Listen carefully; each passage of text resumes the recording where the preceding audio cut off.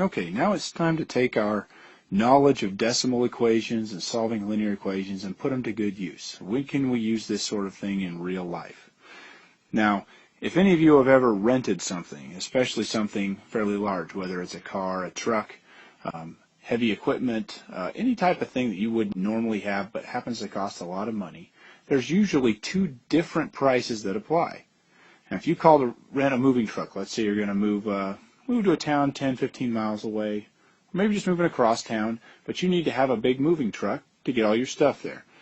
Now, what you're going to find is they will tell you how much it costs to rent for one day, and they also charge you a certain amount of money for every mile you drive it. So you pay for the day and you pay per mile. Now, let's see how that shakes out. Let's just take a general situation that says we are going to rent a moving truck for one day only. So we know we can get our moving done in one day. But what we need to know is how far can we drive it if we only have $100 to spend. Okay?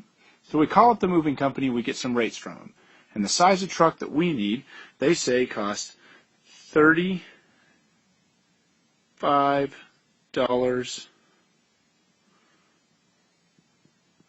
per day. Now it seems like not very much. Okay, and I've got some bad handwriting here, so let's just pretend that says $35. So it costs us $35 a day. You're like, well, that's not too bad at all.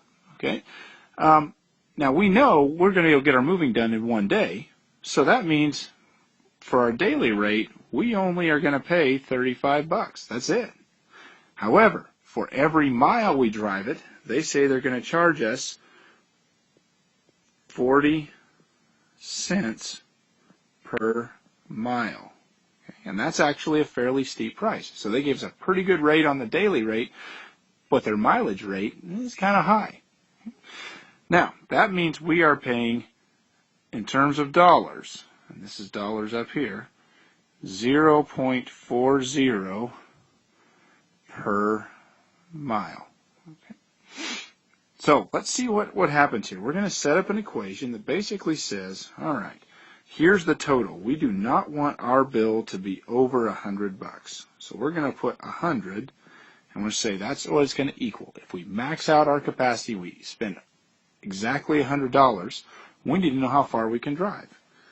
Now, here's the standard cost. We know it's going to cost us $35 just to get the keys. Even if we don't drive it out of the parking lot, it'll cost us $35 just to get the keys for the day. So $35 is a constant. Okay, that does not change. But, let's use purple here. This is what it's going to cost us for every mile we drive it. So that's a variable rate. And what that means is it's changing all the time.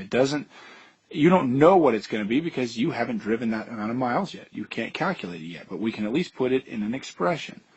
So let's take this and write plus 0.40, and then I'm going to put an x there. My x is going to represent miles.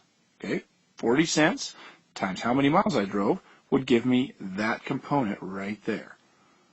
So if I write this as just a regular equation, I have 100 equals 35 plus 0.4x. Okay, I took out some zeros, tried to clean it up a little bit. Now, that's a linear equation. And what you have to realize is when we practice these linear equations, solving them, we're getting the mechanical part down, but there's applications for these. They actually show up a lot in real life. And until you realize they're there, you kind of solve them without even realizing you're doing algebra. Now, what I'm going to do to get this x by itself, because I'd like to know how many miles I can drive before this goes over my limit, is I'm going to subtract 35 from both sides, and that gives me 65 equals 0.4x. And now to figure out what I can do, I'm going to divide by 0.4, divide this by 0.4, and it may not give me a nice number, but I'll at least have a good idea. So 65 divided by 0.4 gives me 162.5 miles. Now, that's not bad. That's 160 miles. If I keep it around that amount, I'll be under $100 for the rental. However, you got to see where you're moving. If you're moving across town, that'll be no problem at all. It'll be a lot cheaper than $100. But if you're moving from one city to another and you have to return the truck in back at the place you got it from, so you have to make a round trip, that 162 miles may not be enough. At any rate, what I want you to get out of this is how you can set up an equation that mimics something in real life. You have a constant term that doesn't change, and then you have a variable term that does change.